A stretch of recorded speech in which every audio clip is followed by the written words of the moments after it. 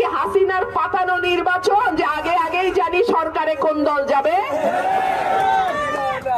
কথাবার্তা সাবধানে কইেন, একদিকে কথা কইবেন আরেকদিকে ধরা খাইবেন। তো কথাবার্তা যত কম তত ভালো।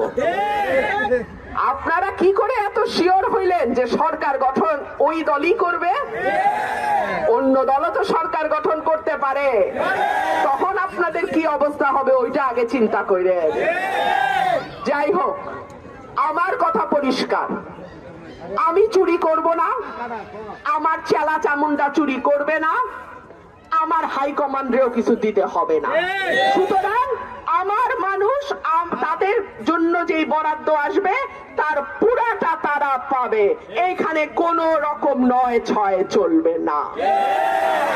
বিদেশি পর্যবেক্ষকদের নজর এই এলাকায় আছে, এই আসনে আছে।